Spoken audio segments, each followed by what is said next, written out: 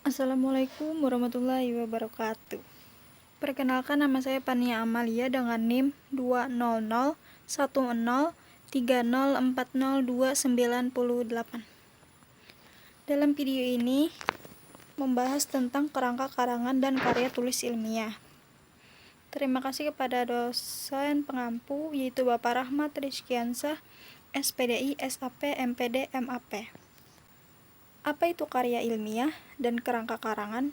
Karya ilmiah adalah suatu karangan atau tulisan yang diperoleh sesuai dengan sifat keilmuannya dan didasari oleh hasil pengamatan, peninjauan, penelitian dalam bidang tertentu, disusun menurut metode tertentu dengan sistematika penulisan yang bersantun bahasa, dan isinya dapat dipertanggungjawabkan kebenarannya atau keilmiahannya. Sedangkan kerangka karangan adalah rencana teratur pembagian dan penyusunan gagasan kerangka karangan yang belum final disebut outline, sementara kerangka karangan yang sudah tersusun rapi dan lengkap disebut outline final. Sumber dan bahan penulisan. Dalam penulisan sebuah karya tulis ilmiah tentu membutuhkan sumber-sumber yang dapat dijadikan bahan dalam penulisan.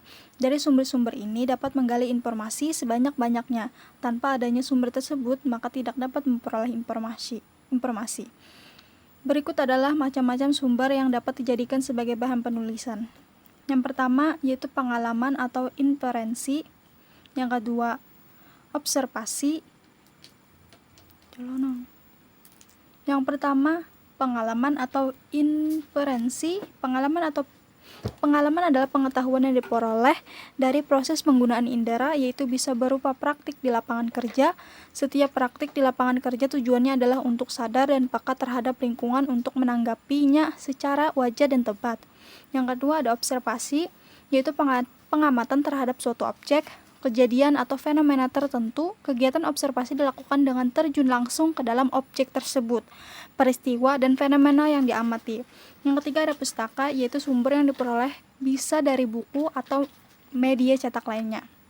Yang keempat ada deduksi dari suatu teori, yaitu pernyataan-pernyataan umum dari suatu kesimpulan suatu teori tertentu yang sudah umum dan diyakini kebenarannya. Yang kelima kebijakan-kebijakan. Kebijakan tertentu dapat menjadi bahan penulisan karya ilmiah. Artinya ketentuan-ketentuan tentang sesuatu hal yang diberikan atau diberlakukan oleh pihak tertentu. Yang keenam laporan penelitian. Laporan penelitian yaitu laporan dari suatu penelitian yang pernah dilakukan oleh orang lain yang telah dibuktikan menjadi sebuah karya ilmiah. Dengan membaca laporan penelitian tersebut diharapkan dapat memperoleh masalah lain yang dapat dijadikan sebagai karya ilmiah.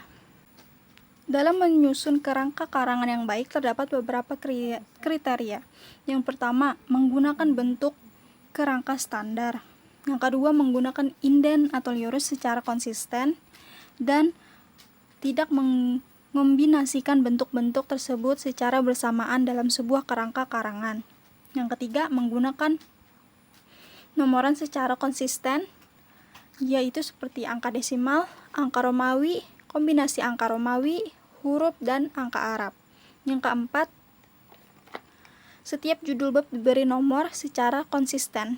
Yang kelima, setiap subbab diberi nomor secara konsisten. Yang keenam, setiap unsur subbab diberi nomor secara konsisten. Yang ketujuh, setiap detail unsur diberi nomor secara konsisten. Yang kedelapan, penomoran tidak melebihi 4 angka digit. Dan yang terakhir, yaitu kerangka karangan tidak sama dengan daftar isi. Tahap dalam penyusunan karya ilmiah terdapat 5 tahapan. Yang pertama, tahap persiapan. Kedua, tahap pengumpulan data. Ketiga, tahap pengorganisasian. Yang keempat, tahap pemeriksaan atau penyunting konsep. Dan yang terakhir, yaitu tahap penyajian. Dalam kerangka karangan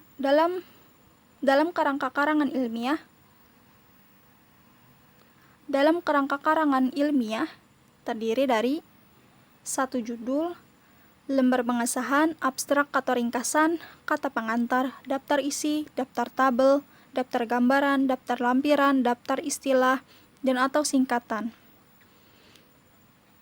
Bab 1 pendahuluan. Dalam bab 1 berisi latar belakang, identifikasi masalah, maksud dan tujuan, kegunaan penelitian, kerangka pemikiran. Selanjutnya bab 2 yaitu tinjauan pustaka.